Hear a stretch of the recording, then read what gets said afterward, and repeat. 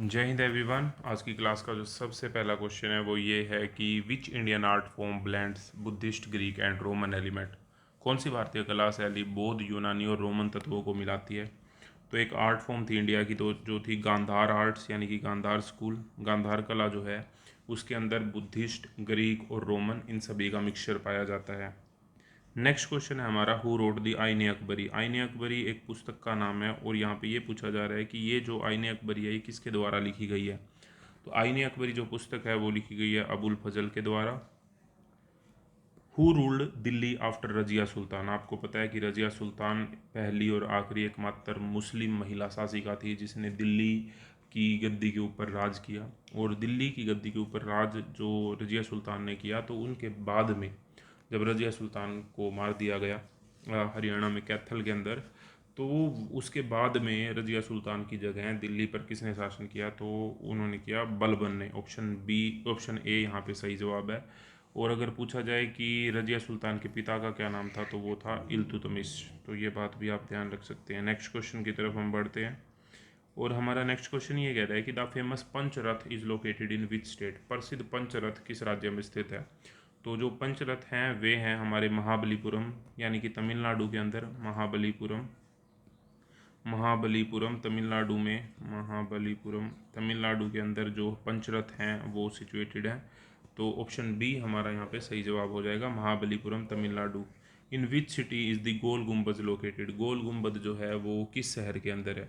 तो गोल गुम्बद जो है वो बीजापुर कर्नाटक के अंदर है। बीजापुर कर्नाटक, बीजापुर कर्नाटक के अंदर जो है गोल गुम्बद सिचुएटेड है।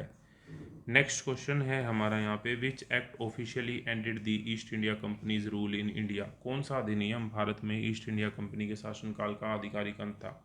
देखो, आपको पता है कि सबसे पहले अंग्रेज जब राज करने के लिए आए थे तो वो ईस्ट इंडिया कंपनी नाम की कंपनी लाए थे और उन्होंने कहा था कि हम सिर्फ व्यापार करना चाहते हैं, हम वहाँ पे राज नहीं करना चाहते। लेकिन धीरे धीरे करके जो ईस्ट इंडिया कंपनी है वो पूरे भारत के ऊपर राज करने लग गई। लेकिन जब 1857 की क्रांति हुई तो ये बात अंग्रेजों को समझ में आ गई कि अब तुम्हारा काम नहीं चलने वाला। तो इसीलिए जो ईस्ट इंडिया कंपनी थी ना, ईस्ट इंडिया कंपनी से जो अंग्रेजों की सरकार थी उन्होंने ईस्ट इंडिया कंपनी से कंट्रोल लेके अपने हाथ में ले लिया था 1857 की क्रांति के बाद में। ठीक है। तो फिर इसीलिए एक एक्ट आया था, government of India act 1858, Bharat सरकार अधिनियम 1858। ठीक है, उससे जो पावर जो थी वो ईस्ट इंडिया कंपनी से अंग्रेजों ने ले ली थी। What is the number of classical dance form officially recognized in India. आपको पता है कि इंडिया के अंदर बहुत सारे क्लासिकल डांस है, जैसे कि कथकली जो है वो केरल से है, कथक जो है वो यूपी से है, मोहिनी अट्टम जो है वो केरल से है, मणिपुरी जो है वो मणिपुर से है, कुचिपुड़ी जो है वो आंध्र प्रदेश से है। तो इस तरह से हमारे क्लासिकल डांस हैं। तो क्लासिकल डांस जो हैं ये कितने हैं जिनको आधिकारिक रूप से मान्यता प्राप्त है। शास्त्रीय नृत्य जो है वो कितने हैं जिनको आधिकारिक रूप से भारत में मान्यता प्राप्त है। तो ये टोटल 8 क्लासिकल डांस है जिनको आधिकारिक रूप से मान्यता प्राप्त है। नेक्स्ट क्वेश्चन है हमारा, the classical dance form Kathakali belongs to which Indian state. शास्त्रीय नृत्य शैली कथकली किस भारतीय राज्य से संबंधित है। तो कथकली केरल से है। ऑप्शन बी हमारा यहाँ पे सही जवाब हो जाएगा। नेक्स्ट क्वेश्चन की तरफ हम बढ़ते हैं। हमारा नेक्स्ट क्वेश्चन क्या कहता है यहाँ पे, नेक्स्ट क्वेश्चन हमारा ये कह रहा है कि what causes a small drop of oil to spread over the surface of water. तेल की एक छोटी सी बूंद पानी की सतह पर क्यों फैल जाती है। आपको पता है जब पानी के ऊपर हम तेल की एक छोटी सी बूंद डालते हैं तो वो पूरे पानी के ऊपर फैल जाती है। ऐसा किस लिए होता है। ऐसा होता है पानी के पृष्ठ तनाव, क्योंकि पानी का जो पृष्ठ तनाव होता है यानी कि पानी की जो सरफेस टेंशन होती है वो ज़्यादा होती है। Surface tension of water is higher. पानी का जो पृष्ठ तनाव होता है वो अधिक होता है। कई बार ऐसा भी कहा जाता है कि जिस टाइम पे डेंगू फैलता है कि अगर आपके आसपास पे कहीं पानी खड़ा है तो उसमें कुछ तेल की बूंदें डाल दो। तेल की बूंदें डालने से क्या होता है हमारा, तेल की बूंदें डालने से उसमें जो जो तेल है वो पूरे वाटर के सरफेस के ऊपर फैल जाता है और उससे जो उसके ऊपर जो अंडे दिए हुए होते हैं मच्छरों ने वो सारे के सारे डूब कर मर जाते हैं। नेक्स्ट क्वेश्चन हमारा है, why do railway tracks have banking on curves. जो रेलवे ट्रैक्स के ऊपर आप देखेंगे कि मान लो ये रेलवे ट्रैक आपका सीधा सीधा जा रहा है, लेकिन जब मोड़ आएगा तो वहाँ पे बैंड के ऊपर जो ट्रैक है उसको थोड़ा झुका दिया जाता है। तो वो झुकाया इसलिए जाता है ताकि उसको नेसेसरी सेंट्रीपिटल फोर्स मिल सके। To get necessary centripetal force, आवश्यक अभिकेंद्रीय बल प्राप्त करने के लिए। नेक्स्ट क्वेश्चन है हमारा, what is the acceleration due to gravity on a planet with the same mass as Earth but half the radius. तो यहाँ पे एक करेक्शन बनेगी, जिन जिन के पास जो अपनी पीडीएफ है, पीडीएफ के अंदर अपनी करेक्शन कर लेना। ये मैं अभी आपको करके दिखाता हूँ कि small g is equal to capital G M by में आर स्क्वेयर, ये हमारा फॉर्मूला होता है, जहाँ पे स्मॉल जी जो है वो होता है acceleration due to gravity, G हमारा ग्रेविटेशनल कांस्टेंट, एम हमारा होता है mass of the Earth, R होता है रेडियस ऑफ द अर्थ।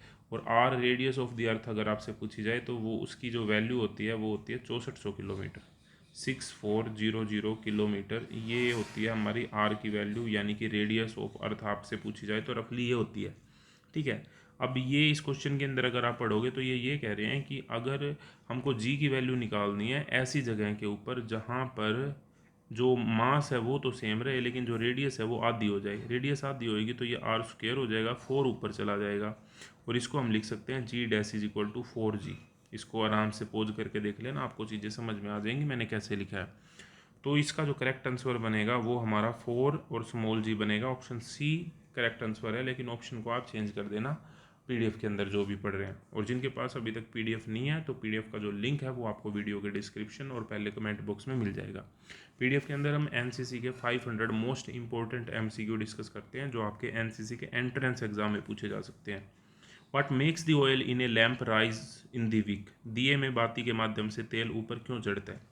देखो ये बात आपको पता है कि तेल ऊपर चढ़ता है अपने आप बाती के माध्यम से, और वो चढ़ता है कैपिलरी एक्शन की वजह से, ऑप्शन सी हमारा यहाँ पे सही जवाब हो जाएगा। What happens to the person's weight, जब चांद के ऊपर जाते हैं तो वेट ऑन द मून, चंद्रमा पर व्यक्ति के वजन का क्या होता है। देखो वजन यानी कि वेट का जो फॉर्मूला होता है वो होता है mg, चांद पर हम जाते हैं तो g की वैल्यू जो है वो डिक्रीज हो जाती है, और अगर g की वैल्यू डिक्रीज होएगी तो w भी डिक्रीज हो जाएगा, यानी कि वेट जो है वो घट जाता है। अगर आपका यहाँ पे वेट कुछ है तो चांद पर अगर आप जाके नापते हैं तो चांद पे आपका वेट आपको उससे कम मिलेगा। ठीक है, नेक्स्ट क्वेश्चन हमारा है, what is the escape velocity of earth. Escape velocity क्या होती है। देखो ये स्टोरी आपने सुनी होगी कि महाभारत के अंदर जो भीम थे वो हाथियों को उठा के इतनी ज़ोर से आसमान की तरफ फेंकते थे कि वो कभी वापस ही नहीं आए। तो एक वेलोसिटी होती है, एक पर्टिकुलर वेलोसिटी है कि अगर उस स्पीड के साथ, उस वेलोसिटी के साथ अगर आप किसी चीज़ को आसमान की तरफ फेंकते हैं तो वो चीज़ वापस नहीं आएगी, वो पृथ्वी के गुरुत्वाकर्षण से बाहर निकल जाएगी, और उसी को हम क्या बोलते हैं, एस्केप वेलोसिटी बोलते हैं, पृथ्वी की सतह का पलायन वेग बोलते हैं, और उसकी जो वैल्यू है वो है 11.2 किलोमीटर पर सेकेंड। तो अगर आप कुछ ऐसा कर दें कि आप इस स्पीड के साथ किसी भी चीज़ को पृथ्वी से आसमान की तरफ फेंकते हैं तो वो चीज़ वापस कभी नहीं आएगी, वो पृथ्वी के गुरुत्वाकर्षण से बाहर निकल जाएगी। What remains constant during uniform motion along a straight line, सीधी रेखा में समान गति के दौरान क्या स्थिर रहता है। तो यूनिफॉर्म जो मोशन होता है, यूनिफॉर्म मोशन का मतलब होता है कि हमारी वेलोसिटी कांस्टेंट है, उसका जो वेलोसिटी जो है वो चेंज नहीं हो रही है, वेलोसिटी जो है वो चेंज नहीं हो रही है, उसी को हम क्या बोलते हैं, यूनिफॉर्म मोशन बोलते हैं, ऑप्शन सी हमारा यहाँ पे सही जवाब हो जाएगा। बाकी ये जितने भी क्वेश्चन हमने पहले करे हैं उसकी वीडियोस की मैंने प्लेलिस्ट बना दी है ताकि आप सारे क्वेश्चंस को एक साथ कर सकें। तो प्लेलिस्ट का लिंक आपको वीडियो के डिस्क्रिप्शन और कमेंट बॉक्स में मिल जाएगा। Thank you very much.